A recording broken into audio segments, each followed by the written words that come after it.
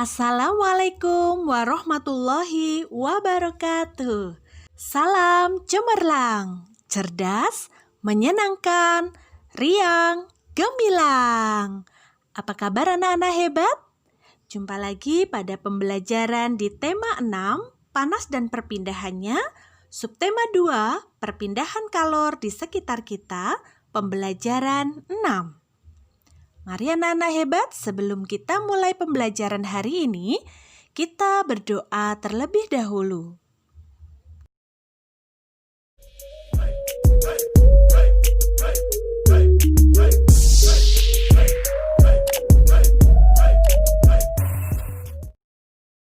Anak-anak hebat, pada pembelajaran 6 kali ini, kita akan mengenal tari pendet dari Bali. Tari pendet merupakan salah satu tari tradisional Bali yang sangat populer. Lahirnya tari pendet berawal dari ritual sakral Odalan di Pura yang disebut dengan Mamendet atau Mendet. Mendet dimulai setelah pendeta Hindu mengumandangkan mantra dan setelah pementasan topeng Sidakarya. Tari ini dipentaskan secara berpasangan atau secara massal dengan membawa perlengkapan berupa bokor, sesajen, dan bunga. Untuk lebih jelasnya, kalian dapat melihat gambar berikut. Tari pendet disepakati lahir pada tahun 1950. Tari pendet ini masih tetap mengandung kesan sakral dan religius meskipun dipentaskan di sebuah acara yang tidak berhubungan dengan kegiatan keagamaan. Pada tahun 1961, Iwayan Brata memodifikasi tari pendet hingga menjadi tari pendet yang sering kita saksikan sekarang. Beliau juga menambah penari pendet menjadi 5 orang. Setahun kemudian, Iwayan Brata dan kawan-kawan menyajikan tarian pendet massal yang ditarikan oleh 800 orang penari untuk ditampilkan di Jakarta dalam acara pembukaan Asian Games. Kemudian, pada tahun 1967, koreografer tari pendet modern, Iwayan Rindi, mengajarkan dan meneruskan tarian pendet kepada generasi muda. Selain pendet, beliau juga mengajarkan dan melestarikan tari Bali lainnya kepada keluarganya maupun lingkungan di luar keluarganya. Tari pendet menceritakan tentang dewi-dewi kayangan yang turun ke bumi. Biasanya tari pendet ini dibawakan secara berkelompok atau berpasangan oleh remaja putri. Para penari pendet berbusana layaknya penari upacara keagamaan. Setiap penari akan membawa sesaji berupa bokor yang di dalamnya terdapat bunga warna-warni.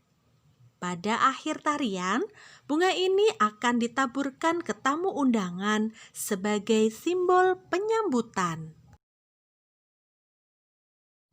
Tari pendet menggunakan pola lantai yang sangat sederhana dibandingkan pola lantai tarian Bali lainnya.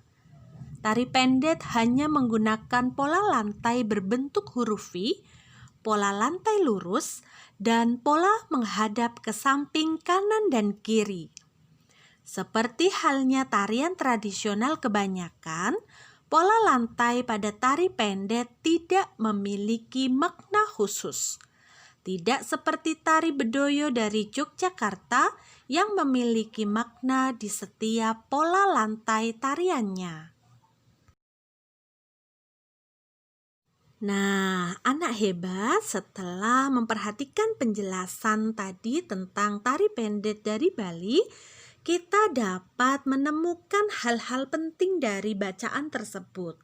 Mari kita simak hal-hal penting dari bacaan pada setiap paragraf. Paragraf pertama, 1. Tari pendet salah satu tari tradisional Bali yang sangat populer. 2. Lahirnya tari pendet berawal dari ritual sakral Odalan di Pura. 3. Tari ini dipentaskan secara berpasangan atau secara massal dengan membawa perlengkapan berupa bokor, sesajen, dan bunga. Hal-hal penting dari bacaan pada paragraf yang kedua adalah 1. Tari pendet disepakati lahir pada tahun 1950. 2. Pada tahun 1961, Iwayan Brata memodifikasi tari pendet menjadi yang sering kita saksikan saat ini. 3. Setahun kemudian, Iwayan Brata dan kawan-kawan menyajikan tari pendet massal. 4. Pada tahun 1967, koreografer tari pendet modern yaitu Wayan Rindi mengajarkan dan meneruskan tarian pendet kepada para generasi muda. Hal-hal penting dari bacaan pada paragraf ketiga. Yang pertama, tari pendet menceritakan tentang dewi-dewi kayangan yang turun ke bumi. 2. Para penari pendet berbusana layaknya penari upacara keagamaan.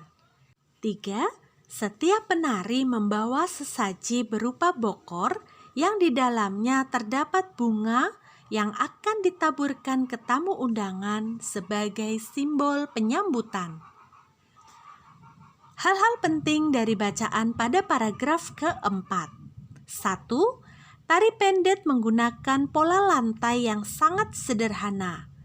2. Tari pendet hanya menggunakan pola lantai berbentuk V, pola lantai lurus, dan pola lantai menghadap ke samping kanan dan kiri. 3. Pola lantai pada tari pendet tidak memiliki makna khusus. Anak-anak hebat, mari kalian cermati kembali bacaan tersebut, lalu kalian diminta untuk menentukan pokok pikiran dari setiap paragraf pada bacaan. Caranya yaitu kalian diminta untuk menentukan pokok pikiran dari setiap paragraf dalam bacaan dan menuliskannya di dalam setiap kotak yang tersedia. Satu kotak tentu mewakili satu paragraf. Berilah keterangan penghubung yang menghubungkan pokok pikiran bacaan dengan pokok pikiran yang ada di setiap paragrafnya pada titik-titik yang tersedia. Nah, Bu Guru sudah memberikan contoh bagaimana cara menentukan pokok pikiran dari setiap paragraf. Kalian bisa mengembangkannya menggunakan kalimatmu sendiri. Selamat berlatih. Anak-anak hebat, terima kasih pada kalian yang sudah memperhatikan penjelasan dari Bu Guru. Semoga penjelasan tadi dapat kalian serap dan kalian terima dengan baik. Sampai jumpa pada pembelajaran berikutnya. Assalamualaikum warahmatullahi wabarakatuh.